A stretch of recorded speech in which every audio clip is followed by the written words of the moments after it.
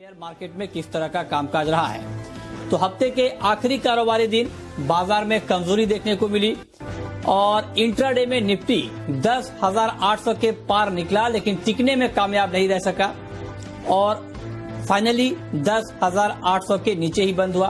Sensex में भी 143 अंकों तक की गिरावट दिखी और 36,600 के नीचे बंद हुआ। आज बाजार में सबसे ज्यादा बिकवाली बैंकिंग और फाइनेंशियल शेयरों में देखने को मिली। इसके चलते बैंक निफ्टी में 500 अंकों से ज्यादा की कमजोरी रही और 22,400 के नीचे बंद हुआ।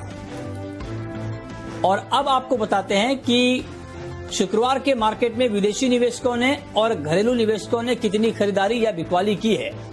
तो FIIs यानी विदेशी संस्थागत निवेशकों ने कैश मार्केट में 1,031 करोड़ रुपए की बिकवाली की है। वहीं DIIs यानी घरेलू संस्थागत निवेशकों ने भी 431 करोड़ रुपए की बिकवाली की है।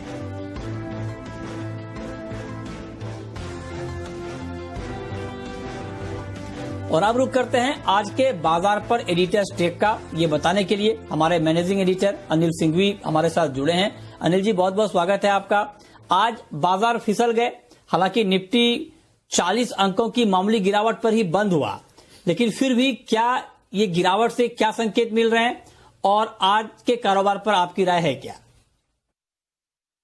हफ्ते के आखिरी दिन बाजार में बेहद इंटरेस्टिंग कारोबार देखने को मिला है। इंटरेस्टिंग मैं इसलिए कह रहा हूं कि निफ्टी और बैंक निफ्टी ने थोड़ी सी अपनी चाल अलग बनाने की कोशिश की। ऐसा नहीं कि दोनों एक हरे और एक लाल निशान में बंद हुए दोनों नीचे, लेकिन निफ्टी ज्यादा गिरा नहीं और हल्की सी गिरावट के साथ लगभग 45 अंक नीचे निफ्टी बंद होने में कामयाब रहा। लेकिन बैंक निफ्टी में गिरावट कहीं ज्यादा, लगभग 500 अंकों की रही। तो बैंक निफ्टी में ज्यादा गिरावट की वजह यह थी कि एक तो बैंक्स भागे भी बहुत थे और वहां पर प्रॉफिट बुकिंग भी तेज आती हुई दिखी। निफ्टी में कम गिरावट की वजह यह रही कि कुछ दिग्गज शेयर जैसे कि रिलायंस और जैसे कि HUL, हिंदुस्तान यूनिलीवर, ये वेटेज वाले स्टॉक है, ये बड़े तेजी से ऊपर आ गए। तो ये तो बैंक निफ्टी का हिस्सा है नहीं, तो इस वजह से निफ्टी में वो गिरावट दिखी नहीं और 10,800 के करीब बंद होना निफ्टी में अपने आप में एक अच्छा अचीवमेंट है। कहीं कोई कमजोरी के संकेत है नहीं। दुनिया भर के बाजारों से आज संकेत थोड़े कमजोरी के थे। अमेरिका कमजोर बंद हुआ कल 350 पॉइंट और उसके अलावा डाउ फ्यूचर्स 50-60 पॉइंट नीचे ट्रेड कर रहे थे।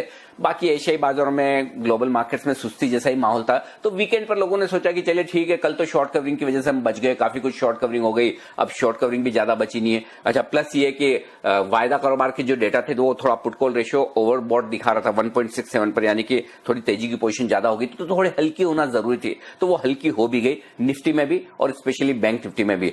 तो ओवरऑल आप ये कह सकते हैं कि आज का सेशन थोड़ी ग्लोबल मार्केट्स की कमजोरी, थोड़ी FIs की बिकवाली, थोड़ा तेजी की पोजीशन कम होने का प्रेशर और साथ में वीकेंड सेशन, ये चारों फैक्टर मिलकर आज बाजार में हल्की कमजोरी के साथ बंद हुए हैं। तो अभी कहीं कोई चिंता के संकेत नहीं है, इसे एक नॉर्मल करेक्शन के तौर पर हम देख रहे हैं और स्पेशली निफ्टी में तो कहीं दूर दूर तक चिंता के संकेत नहीं है। बैंक निफ्टी में जरूर जिन लेवल्स पर बंद हुआ है वो थोड़े से इंटरेस्टिंग है। अब देखते हैं शेयर मार्केट में किस तरह का कामकाज रहा है। तो हफ्ते के आखिरी कारोबारी दिन बाजार में कमजोरी देखने को मिली और इंट्राडे में निफ्टी 10,800 के पार निकला, लेकिन टिकने में कामयाब नहीं रह सका और फाइनली 10,800 के नीचे ही बंद हुआ।